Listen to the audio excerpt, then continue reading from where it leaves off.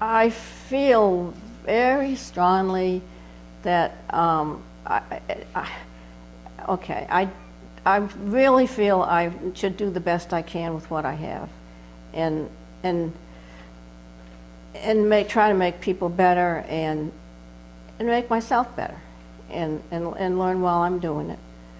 I don't believe, if you want to get into our wonderful religion, I don't believe anything I do that's been good or wonderful or whatever or bad is going to send me to heaven or hell. And I don't do the good things to please God or anybody else.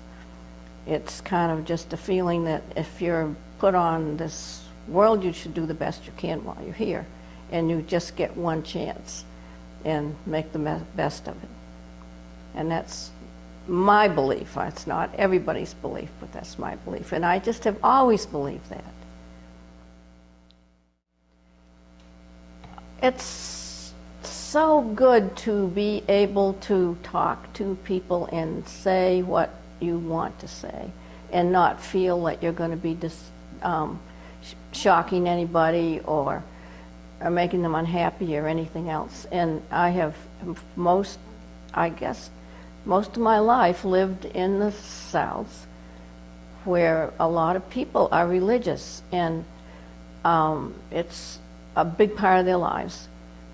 And you don't fit with that. You just don't. And so it's, I've always been, I mean, it's strange that I've gotten as far as I have in this community believing what I do, because I have been picked on some. One man who was a county commissioner and on a board with me took me to lunch one day, and he said he wanted to talk to me, and he started telling me how proud he was of all the things I'd accomplished in this community and so on and so forth. And I thought, oh, this is nice, and he's buying my lunch. And then he said, but Shirley, I really like you, and I know you're going to hell. And I just wanted to hit him. I mean, it was very upsetting. I mean, that was very upsetting. And I remember I said, but I have a religion, you know, and I will give you some, you don't need to save me. I've never been lost. You don't need to worry about me. But you just can't talk to some people like this at all. But it did upset me, and I remember I then got in the car and I was going to drive my garbage to the dump place where you put it, and I got there and I hadn't even brought it with me. I had to go back home. So I was shook. I was really shook up. So I mean, that kind of, the thing is, when you come to our fellowship, you don't have to worry about stuff like that.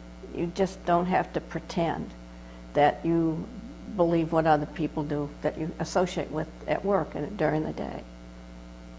And I think a lot of people think the way we do, but they don't dare say so. So there. We were in Ann Arbor. Both of us were teaching at the university, and we had very good friends who were very active in the Unitarian church in Ann Arbor, and they kept inviting us to something called the Couples Club. And the Couples Club supposedly got together and over drinks and so on discussed religious topics. Well, we never really discussed many religious topics. It really was just a party that we enjoyed very much. And so we had very strong feelings about the Unitarians. In addition to that, we had been married in a Unitarian ceremony. My family was Jewish. Judy's family was Protestant. And so we decided to get married in a Unitarian ceremony. And it so happened that Judy had very good friends, including the wife of a Unitarian minister who was her music teacher, and he agreed to marry us. And so we had this background of Unitarianism, and we had the Unitarian Couples Club. And then when we had a daughter, we decided that really we ought to get more involved with some religion of some sort. And certainly Judaism was nothing that I was interested in. And I don't think you were any more interested in being a Congregationalist. No. And so not. the Unitarian was really a very good sort of a middle ground for us to join. And for me, well, I think I can corroborate exactly what Jerry said. I was not interested in becoming a Jew, and I was no longer interested in remaining a Congregationalist. And so Unitarianism was a very good choice for us, for our ideas of religious freedom and of commitment. And we had a number of very good friends who were also Unitarians. I was raised in the Methodist Church. I have an uncle and a grandfather who were Methodist ministers, and I actually lived in a Methodist parsonage for a few years when I was young. My mother moved in with her brother while my father was overseas in World War II. So I went to lots of Methodist services. They didn't, it turned out, answer my questions about the world. So even though I attended church fairly regularly, it never made enough sense to me to adopt completely. So when I found the Unitarians, it seemed much more reasonable, and that's where I went. In Boston, I visited a number of different Unitarian churches and heard a lot about both Unitarian and Christian history and theology. And I was, like most college students, studying some philosophy and so on, trying to understand, even though I was a science major. And what the Unitarians had to say made more sense to me, although by now I think I've migrated to a position of being a skeptical agnostic more than anything else. But I never really had embraced the Methodist theology.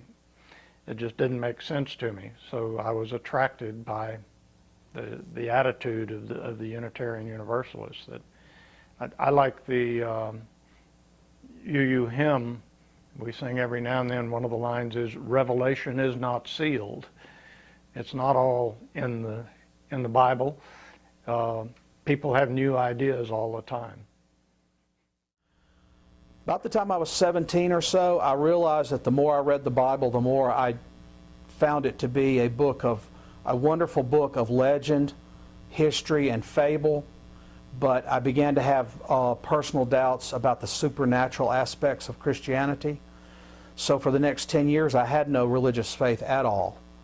And then when I discovered the Unitarian Church on that day on the side of the mountain, I realized that there was a place that I could go, that I could fit in with my doubts and still be welcomed. And so for those 10 years, I had no religious affiliation. But I was just very fortunate, I feel, that young in my life I found the UU denomination, and I found it at a time when my oldest child was only 2. So both of my kids were raised lifelong UUs, and I think that it has really served them well, this denomination.